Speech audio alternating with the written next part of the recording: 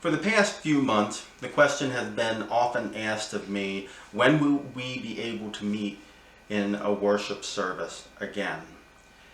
We've worked tirelessly in the office to prepare the church for that day, and when we can resume being in person and see one another. Our plan for resuming worship will be a multi-step plan.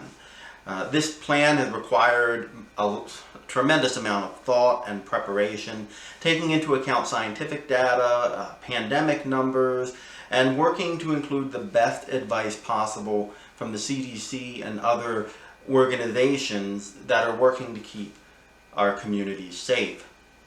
Now, before we get into the opening plan, I want to make a few things clear.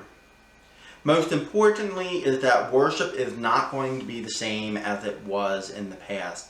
There's no way for us to safely conduct things like liturgy or singing. And I know that's difficult to hear because in part we see other groups and churches doing these things, but we're not safe enough to do that. We are discouraging socializing on our campus, and we will have to get rid of things like fellowship time and passing of the peace, things that are often integral to how we express our love and care to one another. The service will be limited as well. It'll be limited in numbers. It will be limited in time. The goal of the service will be to be no more than 30 minutes. And I know that makes some of you quite excited and happy. But that's by necessity what we have to do.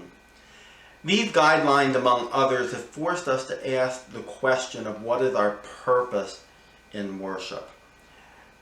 Why do we want to be in person to worship together on Sunday morning? This has meant that we've had to reformat our worship service and focus on meeting the needs that we cannot easily answer through an online worship format.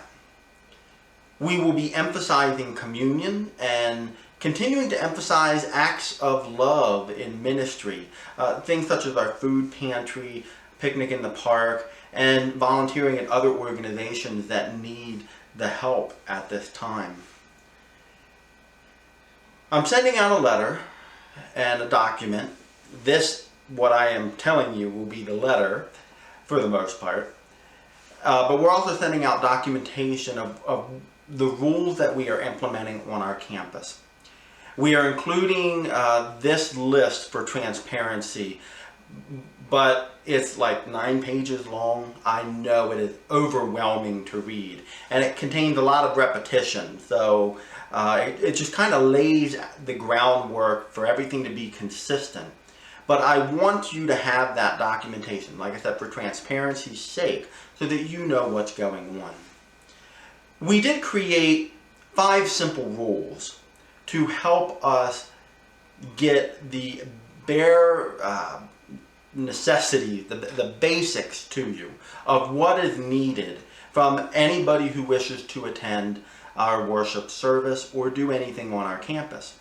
The first thing is, and this will be included in the mailing, is that you sign and turn in the conference waiver to our church office. This is a waiver that was put together by the conference legal team, and it is kind of just a safety net document. You will be unable to attend if the waiver is not signed. So I know what some people might say, well, what if somebody shows up to the worship service, and we'll come and talk about this more in a bit, but what if somebody shows up to the worship service? Well, we will have printed copies of the waiver, and they will be asked to sign them. That's what we'll do. Number 2, properly wear masks at all times. No mask means no service. This is for health and safety of everyone involved in the worship service.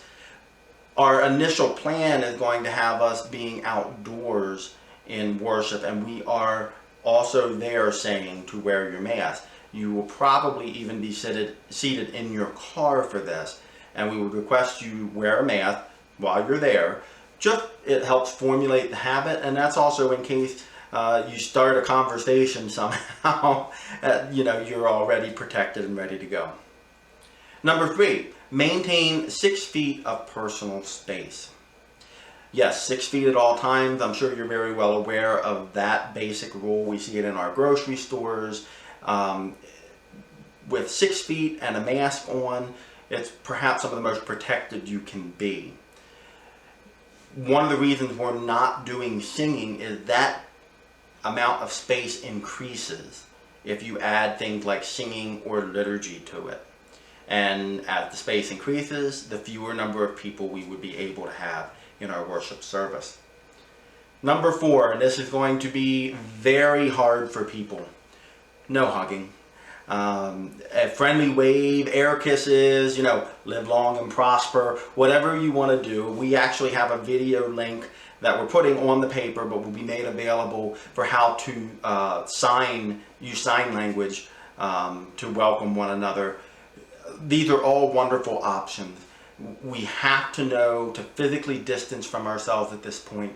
And in fact, since even I have written these documents just yesterday, we've already been seeing information coming out that the coronavirus lives longer on a person's skin than previously anticipated. So these are all pieces to help keep us safe. And number 5 is the restrooms are for urgent or emergency use only. Now, this is one of the reasons that the service is intended to be 30 minutes or less. Restrooms are a hard thing to deal with. They're hard to clean. It is a place where fluids aerosol. This is just what we have to do. So that's what we're attempting to do. So if you need it in the case of emergency, it is there for you. But we're trying everything we can to limit the amount that is needed. So these rules help us to understand and know what is to be expected of us when we come to a worship service, but they don't answer the question, when will we be back in worship? I'm happy to announce that we are planning our first outdoor worship service for 9 a.m. on November 1st. The plan is to engage in outdoor worship as long as possible. One of the reasons for this is we're not cleared to go back to in-person worship indoor yet. That's one issue. The other is we have a lot more flexibility of options with an outdoor service at the moment. If COVID cases continue to decline and we get to that point that we can go back indoors, we will do that as soon as we are able. However, at the time that I am recording this, Arizona is one of the states where COVID cases are climbing. And perhaps most important of all, the number that is really important in looking at those cases is hospitalizations. And those numbers are increasing at the moment. At any point, and this is not in the letter, but at any point we have to be prepared for the reality that we may have to close down again. Remember, we're doing this to keep you and to keep others safe. I believe that's what God wants us to do, and that should be one of our primary duties at the moment. For the foreseeable future, we are going to have limited seating. This is both outdoor and eventually when we go indoor as well. We will be using a reservation process for worship services. Reservations will be open Monday morning and then closed by Thursday at 3 o'clock. That means, yes, if you call at 3:01 or you send an email and it's time marked at 3:01, it's not available. And I have to tell you, I have never once in my life thought I'd be saying any of that type of thing. But we ask that you call the office or you email to reserve your spot. We really need that to happen for planning purposes. Now, for outdoor worship services, we are limited to anywhere from 50 to 100 people. Now, this is counted as individual persons, not as cars. So if you're planning on coming and you have a family of 4, then you need to call and reserve for 4, not for 1 vehicle. Okay? Now, I know there might be some questions of why are we doing it this way. When we go to indoor worship, the number 4 is more apropos to what we're doing than one car. So we're trying to keep everything as consistent as possible to make transitions easier. We are also asking that you are sensitive to potential visitors. If visitors show up and we are at the maximum amount, I and other members of the leadership team will be going around asking people to leave, to give up their spots. Membership does not give you rights over others. In fact, it calls us to sacrifice for each other. This is the expectation for leadership. Leadership will be asked first to give up their spots, but I want you to be prepared, because this is part of remembering who we are and the purpose of us gathering together. It's important to note that our online worship services, DVDs, CDs, and printed materials will continue. They will also be the primary ways in which the church engages in worship.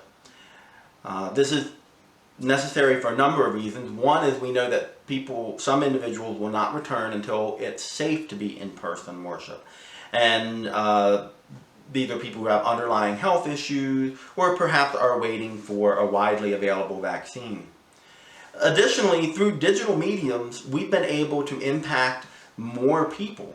Members and non-members alike are using these digital forms, and it has been an unexpected blessing for us as we've increased activity. We are also excited for the potential of worshiping together again. Now, it's going to be difficult, and your generosity in giving and your acts of service during this time have been admirable, and I appreciate it more than you can know, and so does Angie in the office. We can't go back to the old ways of doing things, but it's exciting to see what can happen, because through God all things are possible. If you have any questions or want more clarification, even if it's before you receive the printed materials in the mail, you can comment underneath of these videos and we will respond back. You can send an email or call the office or call myself if you have my number, and we'll be happy to talk with you about all the different things that we are doing and how we are adapting to this process. Be blessed and be happy, healthy, and safe.